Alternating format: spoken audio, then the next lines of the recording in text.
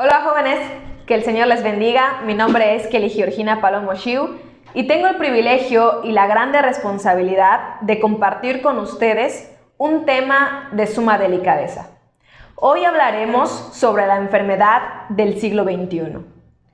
Si tuviste la oportunidad de escuchar la charla pasada acerca de los millennials y centennials impartida por nuestro hermano Gabriel Góngora Valdés, sabrás que la población entre los 10 y 45 años de edad está muy propensa de sufrir depresión, ansiedad y estrés. Qué paradójico, ¿no? Estamos en la era de la industria del entretenimiento y al mismo tiempo del aburrimiento. Todo por causa de la miseria emocional. Por esta razón, nuestros líderes distritales han visto de manera muy pertinente continuar con estos GY Talks con el siguiente tema, la depresión.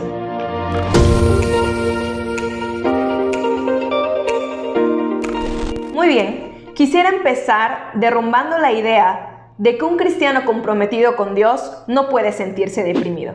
De hecho, es totalmente equivocada.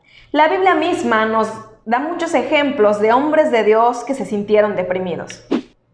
¿No me crees? Moisés, Job, David, Elías, Jeremías, incluso el mismo Jesús experimentaron al menos una reacción depresiva. Y quisiera que podamos comprobarlo con las Escrituras. Moisés, en Números capítulo 11, versículos 14 y 15, según la Nueva Traducción Viviente. Solo no puedo soportar a este pueblo, la carga es demasiado pesada. Si esta es la manera como piensas tratarme, sería mejor que me mataras. Hazme este favor y ahórrame esta miseria. Job, capítulo 6, versículo 8 y 9, según la Nueva Traducción Viviente. ¡Ah, que se me otorgara mi petición! ¡Que Dios me concediera mi deseo! Quisiera que Él me aplastara, quisiera que extendiera su mano y me matara. David, en el Salmo 13, versículo 1 y 2, según la Nueva Traducción Viviente.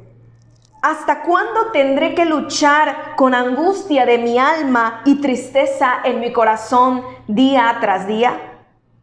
Elías, el profeta Elías, en Primera de Reyes, capítulo 19, versículo 4, según la Nueva Versión Internacional. Llegó hasta donde había un arbusto y se sentó a su sombra con ganas de morirse. Estoy harto, Señor, protestó. Quítame la vida, pues no soy mejor que mis antepasados. El profeta Jeremías, en el capítulo 20, versículo 18, según la traducción al lenguaje actual. ¿Por qué tuve que nacer si vivo solo para sufrir? Si voy a morir humillado, mejor hubiera nacido muerto. Así mi tumba habría sido el vientre de mi madre. Estos son algunos de los ejemplos bíblicos. Sin embargo, muchos hombres de Dios, así como San Agustín y Charles Spurgeon, también han sufrido depresión. Hombres más actuales, como cantantes como Cobano Zamorano, Marcos Witt, Yassi Velázquez, entre otros, también han padecido esta terrible enfermedad de la depresión.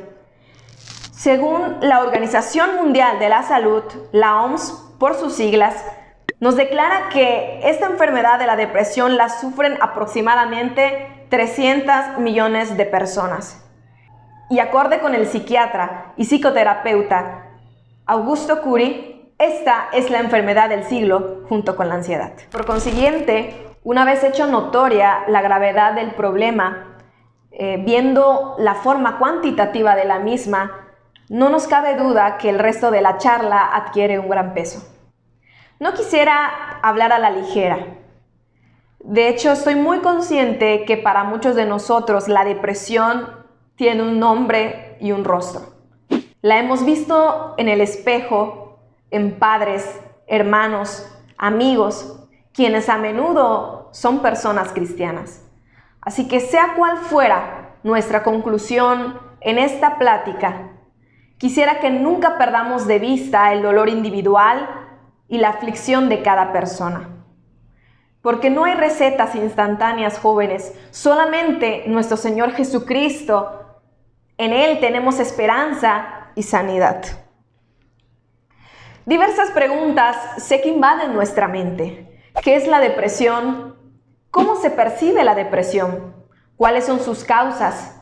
¿Qué debemos hacer si nos encontramos ya en medio de ese hoyo profundo, tan profundo que ni siquiera logramos ver un pequeño rayo de luz por ningún lado? Un mar de preguntas, todas ellas pertinentes. Pero trataré de poder responder cada una de ellas con objetividad y sencillez. Y aclaro, sencillez y no simpleza. Así que empecemos. Iniciemos con dos preguntas. ¿Qué es la depresión y cómo se percibe la depresión? Ambas vienen juntas para una mejor comprensión del problema. Según la Organización Mundial de la Salud, la OMS, la define como un trastorno mental común. La depresión se enlista junto con otros trastornos mentales como el afectivo bipolar, la esquizofrenia, la demencia, las discapacidades intelectuales y trastornos del desarrollo como el autismo. Los Salmos 42 y 43 jóvenes nos proporcionan una radiografía de lo que ocurre en el corazón de un creyente cuando está atravesando y luchando con la depresión. El salmista, inspirado por el Espíritu Santo, aún en medio de estas circunstancias tan difíciles, pudo describir con tal destreza que casi podemos sentir lo que él sentía. Él declara en el versículo 6 del capítulo 42, Dios mío, mi alma está en mí deprimida. Podemos notar en estas palabras que no se trataba de una simple tristeza, un profundo abatimiento, sino que realmente era algo terrible, una profunda melancolía y nostalgia del alma, que a menudo estaba acompañada con llanto. Él declara, el salmista, en el versículo 3, fueron mis lágrimas mi pan de día y de noche, mientras me dicen todos los días, ¿dónde está tu Dios? Nos muestra que su dolor era tan agudo que había inclusive perdido el apetito y en su mente no habría lugar sino para la nostalgia, la melancolía. Él dice en el versículo 4, me acuerdo de estas cosas y derramo mi alma dentro de mí. Es así como se percibe la depresión. Ahí está la imagen, abatimiento, agitación de espíritu, una profunda nostalgia acompañada a menudo de lágrimas, pérdida del apetito, vaivén emocional de nuestro ser interior, la sensación de haber sido abandonado por Dios, tanto que afecta nuestra vida física que podemos inclusive dormir todo el tiempo o no dormir. Es así como se percibe la depresión. ¿Te has sentido alguna vez así, joven? ¿Te has sentido con tanta debilidad interior que piensas que ya no puedes dar un solo paso más y que eres incapaz de luchar con otra dificultad adicional? Yo también la he experimentado. Sin embargo, esta lista que acabo de darles no es exhaustiva. No pretende ser un diagnóstico donde cuando uno la lea enseguida se identifique y pueda afirmar, soy depresivo. O que puedas ver a otra persona y poder afirmar, eres depresivo. Porque en realidad lo que muchos enfrentan en su diario vivir es una reacción depresiva y no la enfermedad tal cual. Lo ideal es que si ustedes perciben que experimentan alguno de estas características o conocen a alguien, algún otro joven, amigo que experimente estos síntomas, puedan acudir, número uno, a sus padres, y si no a su pastor, a sus pastores, y si es necesario, ir y acudir a un especialista, si la situación así lo requiere. Pasemos entonces a nuestro siguiente punto, a la siguiente pregunta. ¿Cuáles son las causas de la depresión? Esta es una pregunta no fácil ni sencilla de responder. Las causas que llevan a una persona a experimentar un trastorno depresivo pueden ser de 3 formas: psíquicas, sociales y genéticas. Esto es de acuerdo a los especialistas. Las psíquicas incluyen ideas de contenido negativo, el pensar constantemente de forma negativa, la dificultad de la protección emocional, hipersensibilidad, anticipación de situaciones del futuro y otras. Todo esto son causas que vienen de la mente por estar pensando, por ser personas muy preocuponas, por ser personas muy negativas, por anticiparse a cosas que ni siquiera sabemos con certeza que van a suceder. Esto pudiese llevarnos a la depresión. Existen otras causas como las sociales. Estas incluyen pérdidas, es decir, la muerte de un familiar, el pasar por el proceso del duelo no es algo sencillo que puede llevar a la depresión. La competencia predatoria también.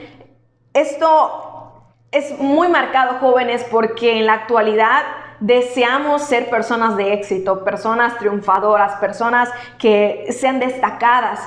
Pero cuando eso se hace y se arraiga en nuestro corazón, solamente existimos para eso. Solamente queremos alcanzar nuestros objetivos y eso nos trae frustración, tanto que nos puede llevar a caer en la depresión. Está también una crisis financiera, el tener muchas deudas, el no poder pagar el crédito que saqué. Muchas de estas causas sociales se presentan en nuestro diario vivir. Las preocupaciones existenciales sobre quién soy, para qué nací, por qué estoy en este mundo, para qué fui creado, soy un accidente. Muchas preguntas de estas pudiesen también, al no tener respuestas, pudiesen llevarnos a sufrir depresión. Y también está el factor de la presión social.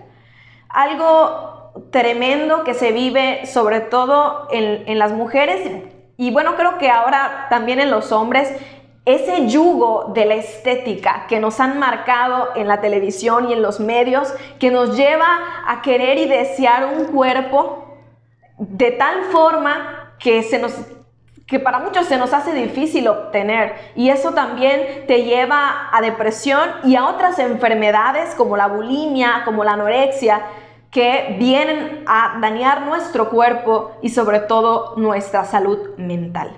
Existe otra causa, además de estas dos, la psíquica y la social, también está la carga genética. Y esto puede influenciar solamente cuando vienen en los cromosomas, en nuestro ADN. Porque según lo que he investigado, la psiquiatría no condena, por ejemplo, cuando los padres son sumamente depresivos y tienen hijos. Estos hijos no necesariamente tienen depresión, a menos que se presente en su ADN. Y lo que puede ayudar para que los hijos no sean depresivos es que realmente tengan una muy buena educación y que los padres puedan formar adecuadamente la personalidad y el temperamento de sus hijos. Pero, sí se puede presentar que se adquiera la depresión de una forma genética. Los especialistas jóvenes mencionan que se presenta principalmente en aquellas personas que sufren enfermedades por la presión social, tal vez maltratos, experiencias de abandono, que viven en hogares donde predomina la agresividad, en hogares donde hay crisis de diálogo, donde nadie te hace caso. Ese puede ser también un factor determinante.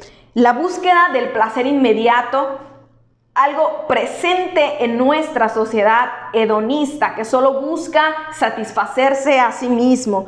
También está la incapacidad de controlar los estímulos estresantes. En la actualidad, jóvenes, nos enseñan muchas materias, inclusive en las escuelas, pero nunca nos están enseñando a cómo manejar las situaciones. Algo que, yo he visto que en las iglesias se está empezando a impartir, pero no todos tenemos acceso a este tipo de entrenamiento, ¿verdad? De qué harías en una situación terrible. No estamos preparados, usualmente no estamos preparados para esto. Y también está la paranoia por la estética. Así que son muchas las causas y yo creo que con el simple hecho, jóvenes, que las dificultades no siempre nos llegan de una manera dosificada. No siempre nos dan, ¿verdad? Un poquito, bueno, te doy un problema, una vez que lo superes, te doy otro. No, a veces llegan de manera así, una tras otra, y apenas estamos saliendo a flote de una, enseguida llega otra aflicción. Algo parecido nos muestra las escrituras que le había pasado al salmista.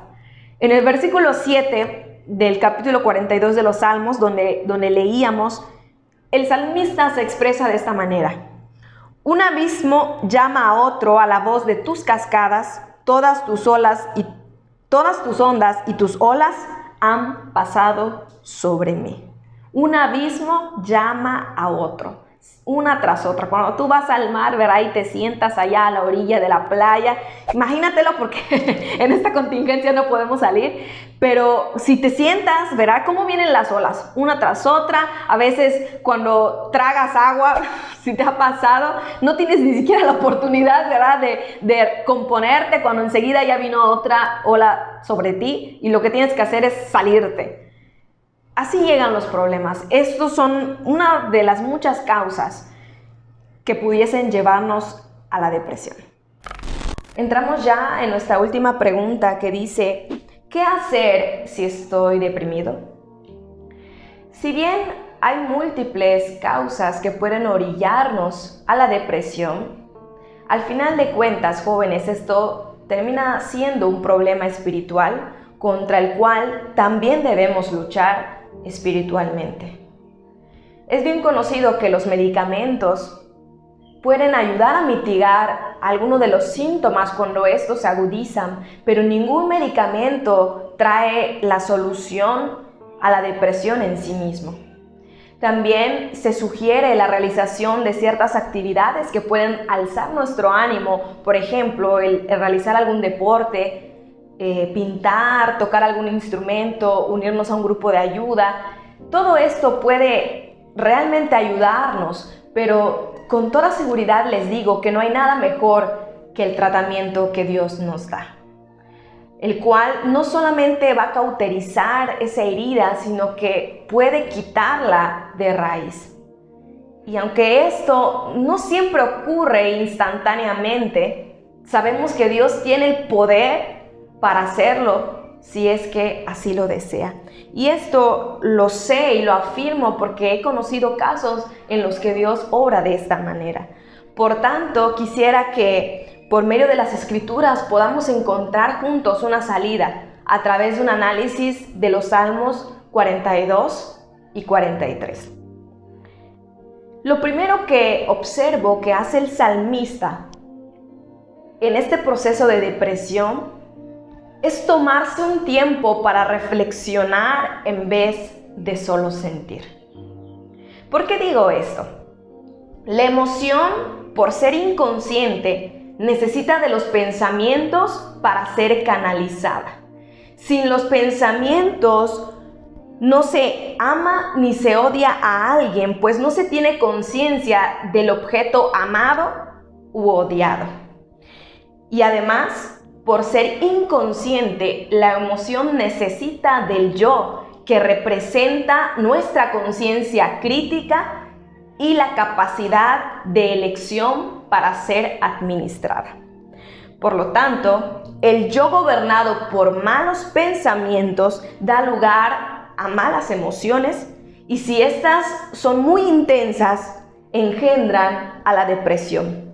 Un estado donde nuestra razón se nubla y se entenebrece el conocimiento que se tiene de Dios y de su obra, hasta tal punto, jóvenes, de caer en la incredulidad. El salmista se daba cuenta de que la causa subyacente de su depresión era la incredulidad, causada precisamente por enfocar toda su atención a sus malas emociones. El conocimiento que tenía de Dios y el conocimiento de sus promesas no estaban controlando su vida de tal manera que había dejado de creerle a Dios. Y ojo, aclaro, no es que haya dejado de creer que Dios existe y que Dios es, sino simplemente ignoraba lo que Dios le había dicho y le estaba diciendo.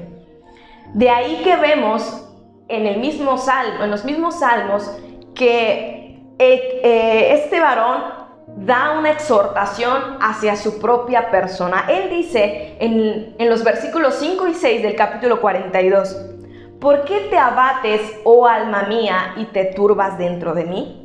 Y luego continúa diciendo, Dios mío, mi alma está abatida en mí. Me acordaré por tanto de ti desde la tierra del Jordán y de los hermonitas desde el monte de Mizar. El salmista repite esto al menos en 3 ocasiones, diciéndose a sí mismo, ¿por qué te estás abatiendo, oh alma mía? Está hablando consigo mismo. Y observo entonces que la primera victoria sobre la depresión consiste principalmente en saber argumentar contra nosotros mismos con la verdad. Sabemos que uno de nuestros acérrimos enemigos es nuestro viejo hombre. El apóstol Pablo bien lo declaró en Efesios capítulo 4, versículo 22 al 24, diciéndonos, despojaos del viejo hombre que está viciado conforme a los deseos engañosos. Y luego vean qué revelador dice, y renovaos en el espíritu de vuestra mente y vestíos del nuevo hombre, creados según Dios en la justicia y santidad de la verdad. Renovaos en el espíritu de nuestra mente. Esto es precisamente lo que tenemos que hacer, tomar la determinación de negarle a la carne el dominio de nuestro proceso de pensamiento y traer a nuestras mentes lo que conocemos de la persona, de la obra de nuestro Dios. Y repito, jóvenes, no estoy hablando a la ligera, de verdad que se los digo porque yo sé que lo que digo en palabras, lo que digo fácilmente con palabras, a la práctica es muy difícil para muchos. Pero aclaro, esto es posible. Es posible porque si nosotros analizamos a conciencia cada uno de los ejemplos que yo les di de estos hombres bíblicos que sufrieron al menos una reacción depresiva, todos y cada uno de ellos efectuaron esto, hicieron esta reflexión de sí mismos hasta poder lograr salir de la depresión. Eso es lo primero que hizo el salmista. Lo segundo que hace el salmista es orar. Y sí, por más trillado que te parezca, es la verdad. Tal vez tú te dirás, otra vez me están hablando de la oración, hermana Kelly, dígame algo que no sepa. Y yo sé, joven, y estoy segura, que si yo te dijera que para salir de la depresión únicamente necesitas ponerte de cabeza en contra de la pared durante 15 minutos, durante 21 días, lo harías más a que si yo te diga que ores durante el mismo tiempo. ¿Cierto o no?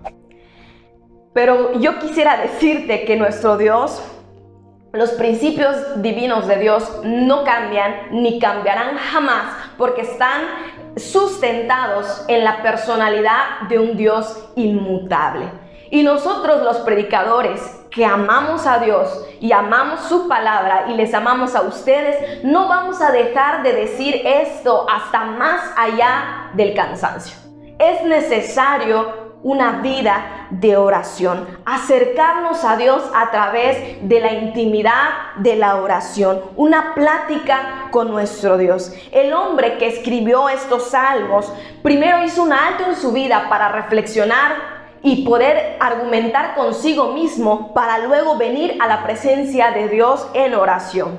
Ahí expuso sus quejas, expuso sus anhelos y al hacer esto el Espíritu de Dios lo llevó a recordar quién era ese Dios al cual estaba dirigiendo su lamento. Quisiera que pudieses escuchar una vez más la manera en cómo el salmista se refiere a Dios y te lo diré. En el versículo 2 empieza él a recordar que Dios es un Dios vivo, que Dios es su Dios de salvación, el Dios de toda misericordia, el Dios de su vida, su roca, el Dios de su fortaleza, el Dios de su verdad, el Dios de su alegría y de su gozo. Esto lo adquirió al momento de ir a la presencia de Dios. Recordó quién era esa persona a la cual le estaba orando. Y así que, querido joven, tú tienes que saber que tu vida, que tus circunstancias y tu situación no está en manos de un destino ciego y caprichoso. No andas a la deriva. Cuando tú has venido a los pies de Cristo, estás en las manos de un Dios soberano. Y lee de nuevo el versículo 7 de este salmo y nota la perspectiva que tiene el salmista en cuanto a la persona responsable de su destino. Él dice: un abismo llama a otro a la voz de tus cascadas, todas tus ondas y tus olas han pasado sobre mí. ¿Notas la repetición del pronombre?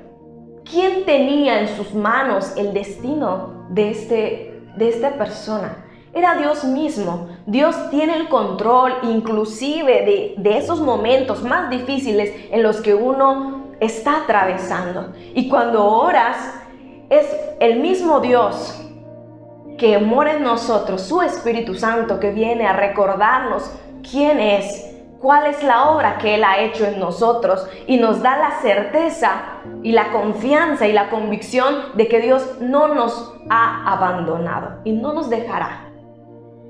Por último, lo que yo veo que hace el salmista es tomar la decisión de esperar en Dios. Él se dice también 3 veces en el Salmo: espera en Dios porque aún he de alabarle. Espera en Dios, se dice, lo repite en el versículo 5, 11 y en el 5 del capítulo 43.